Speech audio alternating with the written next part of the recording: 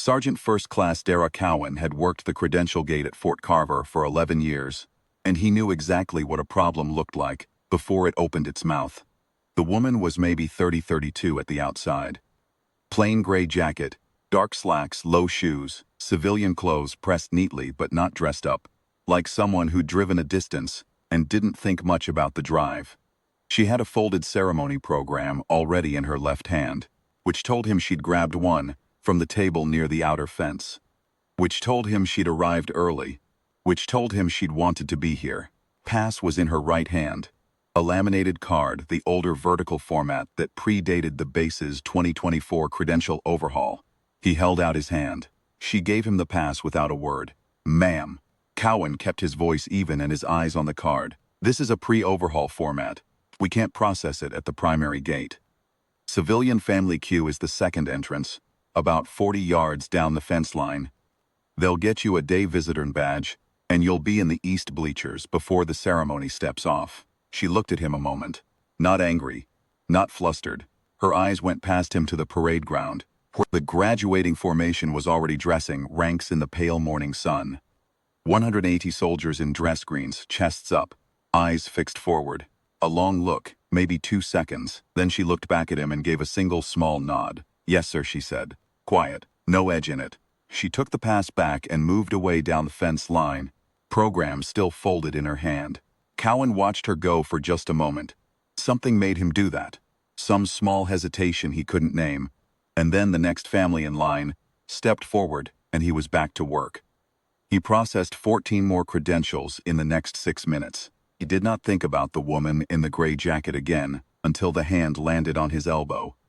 It belonged to Lieutenant Ferris, the base commander's aide, a young officer Cowan had seen move at exactly one speed in 11 months of gate assignments, and that speed was unhurried. She was not unhurried now. She was holding a tablet, and her face was arranged in the careful, controlled expression of someone who has just learned something and is not yet sure what to do with it. "Sergeant Cowan." She turned the tablet toward him, the VIP manifest. Cowan looked at the screen. It was a standard event manifest, names in a column, assignments in the next, clearance tier in the third. His eyes found the flagged entry, because it was the only one highlighted in the base commander, access tier, which was a color he had seen on a manifest exactly twice in his career. He read the name. He read the entry beneath it. He read it a second time, more slowly the way a man reads something when his first reading seems wrong.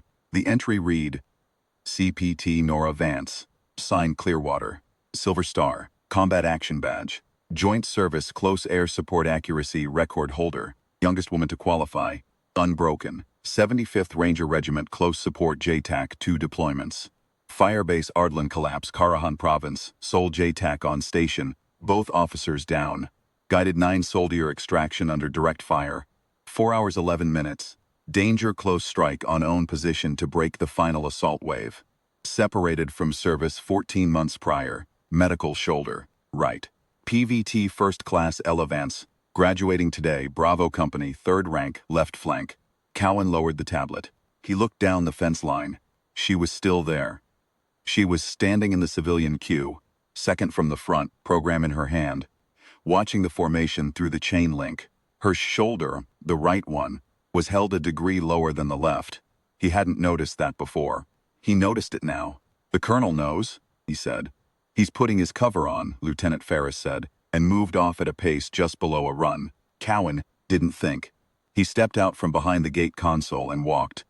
Down the fence line, past the family clusters with their phones raised, past the folding table with the extra programs, to the civilian queue, where Nora Vance stood second in line with her credential in her hand, and her eyes on the parade ground. She heard him coming. She turned with the kind of quiet attention that didn't flinch, that had probably never flinched at anything that wasn't worth flinching at. And Cowan opened his mouth to say something, and found he didn't have the words for it yet. "Ma'am," he said, "if you'll come with me." She studied him for one moment. Not suspicious, not relieved, just reading him, the way someone reads a situation before they commit to it. Then she fell in beside him and walked. They came through the primary gate as Colonel Ardeen came through the main building doors. He was in full dress uniform, cover squared, and he was moving with the particular directness of a man who has decided something and intends to deliver it personally. His aide was 3 steps behind him. The ceremony on the parade ground was 2 minutes from stepping off. The post band had begun its warm-up phrase. The formation was dressed and still, and every officer on the reviewing stand had turned to watch the base commander cross the apron toward the credential gate. Then the band stopped. Cowan felt it before he understood it, the silence arriving all at once, the kind that falls when 180 people in formation sense, without being told that something has shifted. He had heard that silence once before, at a repatriation ceremony, and it had the same weight now.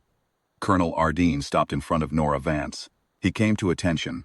His right hand came up, precise and full, to the brim of his cover, the formal salute held. For a moment the only sound on Fort Carver was the flag at the head of the parade ground, snapping once in the light wind. Then a voice on the PA. The ceremony officer, reading from a card handed to him 30 seconds ago by Lieutenant Ferris. Ladies and gentlemen, we begin. The post is honored to recognize CPT Nora Vance, United States Army retired, call sign Clearwater, Silver Star recipient, Firebase Ardlin, Karahan Province. Sole Jack on station when both officers fell. 4 hours 11 minutes under direct fire. 9 soldiers extracted, danger close strike called on her own position. Joint Service Close Air Support Accuracy Record. Youngest woman in the program's history to set it, and it has not been broken. The voice paused. It wasn't for effect. It was because the formation had moved. Not on a command. There was no command. One soldier shifted first. Cowan couldn't see who. And then the rest of Bravo Company followed. And then the companies beside them. And then the whole of the 180-soldier graduation formation came to attention as one. Dress greens and white gloves and brass catching the morning light, facing a woman in a gray jacket, holding a folded program. Nora Vance did not cry. She did not raise her voice or pump her fist or make any motion at all. She stood as she had stood at the credential gate.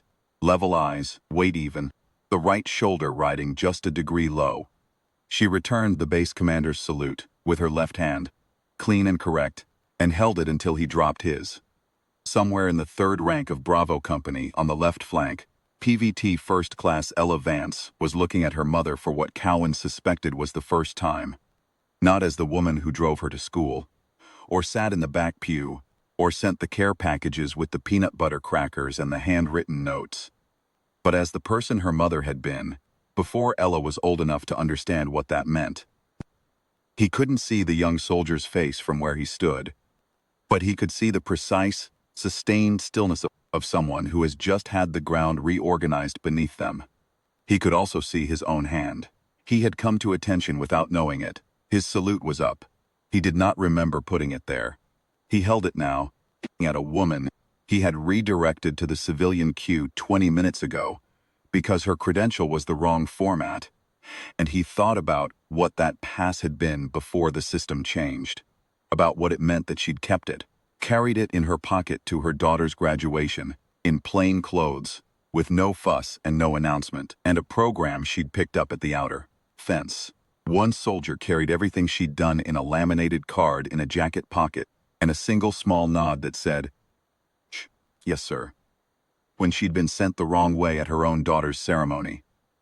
Colonel Ardeen lowered his salute. The formation held. Post, the ceremony officer said, "Carry on." The band struck up, the formation stepped off, and Sergeant First Class Dara Cowan, 11-year veteran of the Fort Carver Credential Gate, lowered his hand last, slowly, deliberately, the way a man lowers something he wants to remember the weight of.